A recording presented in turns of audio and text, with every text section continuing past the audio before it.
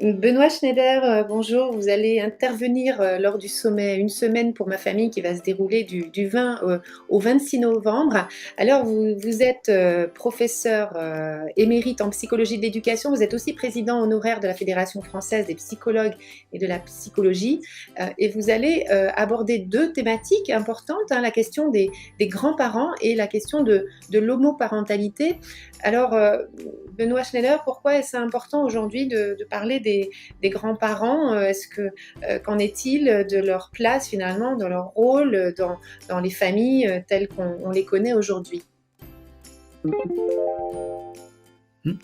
Oui, je vais effectivement aborder deux thèmes à l'occasion de ces interventions qui traduisent un peu mes intérêts depuis un certain nombre d'années sur les transformations et les modèles éducatifs et la place de l'enfant au sein de la famille, et qui visent aussi en même temps les personnes, les modalités d'organisation nouvelle de la famille. Alors, de fait, cette question des grands-parents, elle est tout à fait fondamentale et importante.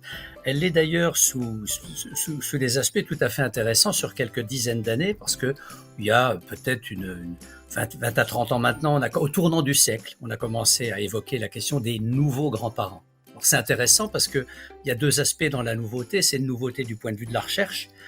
On disait qu'on les avait découverts, mais en réalité, de fait, le regard des chercheurs s'était peu penché sur eux, mais en même temps, on était dans une situation de transition tout à fait importante, qui fait nouveauté du point de vue de leur place, hein, ces grands-parents qui vivent plus longtemps, qui sont en meilleure santé, qui ont traversé aussi des étapes tout à fait fondamentales par rapport à l'évolution de ces normes de la famille.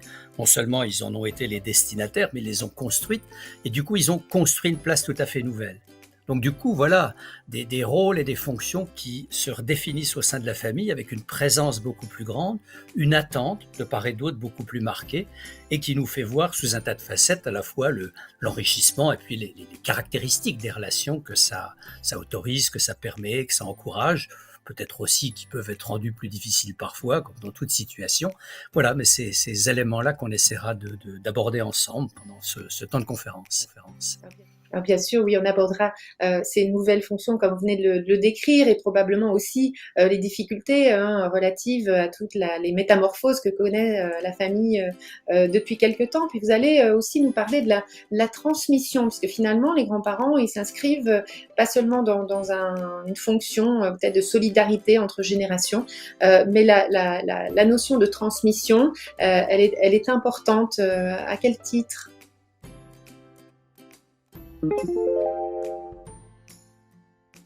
Alors effectivement, elle est tout à fait fondamentale. Je crois que quand on aborde la question des grands-parents, on évoque volontiers à la fois leur rôle nouveau, et puis on évoque aussi cette question des fonctions.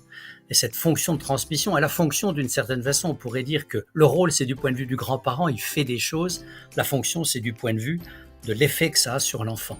Et cette dimension de transmission, elle est de fait tout à fait importante, d'autant qu'il y a, et on le reverra, des aspects de transmission directe, hein, celle où les parents ou les grands-parents sont volontaires, ambitionnent, cherchent à montrer, à définir des choses, à être éducateurs aussi en partie vis-à-vis de l'enfant, et puis elle est traversée aussi de dimensions tout à fait inconscientes, fondamentales, et qui jouent d'une certaine façon à la fois au moment d'une présence, mais aussi au moment d'une absence ou d'une distance. Et c'est un peu toutes les facettes de cette importance de cette présence multiniveau qu'il faudra peut-être essayer de repérer, et qui vient contribuer de façon tout à fait importante à cette dynamique psychique chez l'enfant.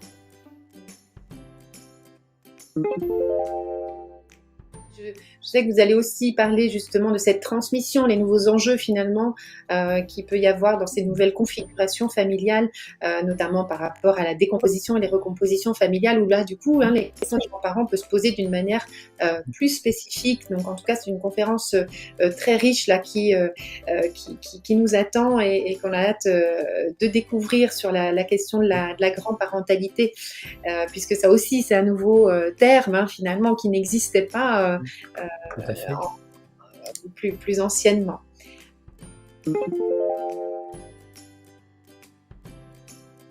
Oh, c'est surtout dire le plaisir que j'aurai de partager avec les personnes qui assisteront à ces conférences, ce qui me traverse et ce que j'ai à cœur comme idée à défendre. Et puis surtout en même temps, en étant en direct, de pouvoir échanger aussi avec les personnes, ce qui est tout à fait tout aussi important que simplement émettre quelques idées puisqu'il s'agit d'échanger avec tous. Oui.